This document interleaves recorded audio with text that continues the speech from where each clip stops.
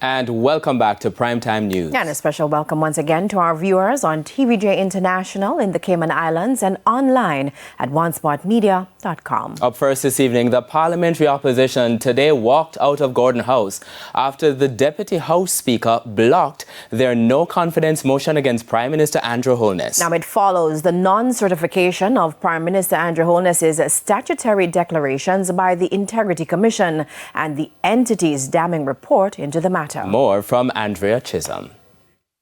When opposition leader Mark Golding rose to move the motion, House Speaker Juliet Holness excused herself from the sitting, leaving her deputy Heroy Clark to preside over the matter. That's because Mrs. Holness is the wife of the Prime Minister. Whereas there is a ministerial code of conduct in place from 2002 that governs the conduct of members of the cabinet, and whereas the Prime Minister did not inform the people of Jamaica that he was being investigated by the Integrity. Member, please. I don't even need to hear another word. If the member in any way intends to go down a road that is, you can't understand if you don't listen. Permit yourself to use your ears and not your mouth. If it is that the member intends to travel down a road that is going to breach the standing orders in raising matters, let me just say it before, that are sub judice. Hold on, I'm just telling you, that cannot be accommodated in this house. So if that is the route, if that is the intention, stop now. Member, you start on a premise, and as far as the standing order is concerned, I hear the first part of where you're going. Deputy House Speaker Heroy Clark used Section 22(3) of the Standing Orders, stating that the motion being moved by Mr. Golding is out of order.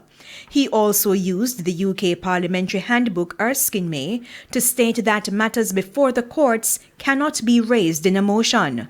On Monday, attorneys for the Prime Minister filed a suit in the Supreme Court seeking judicial review on the decisions made by the Integrity Commission.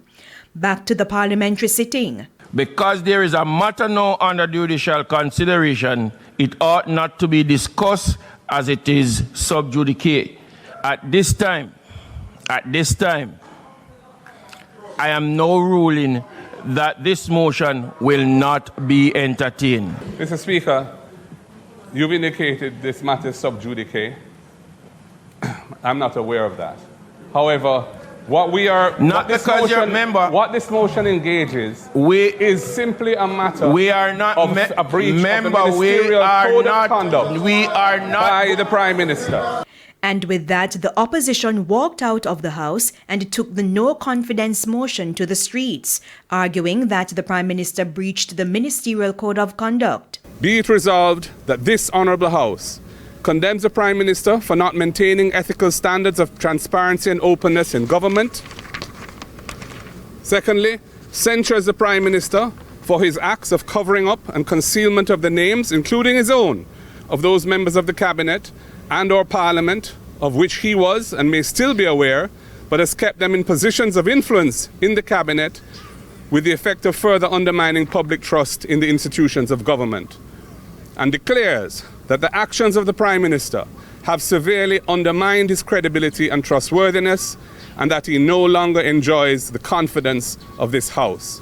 The opposition claims the plan was to table the motion today and debate it at the next sitting. But the motion is not before the House. For them to block the opposition from bringing a motion on the alleged basis that the matter is sub judice is really, in my view, a bad and sad day for our democracy. Again, it's an example of freedom of speech, freedom of association, our democratic principles being undermined by the misuse of power by the majority in Parliament. Andrea Chisholm, TVJ News.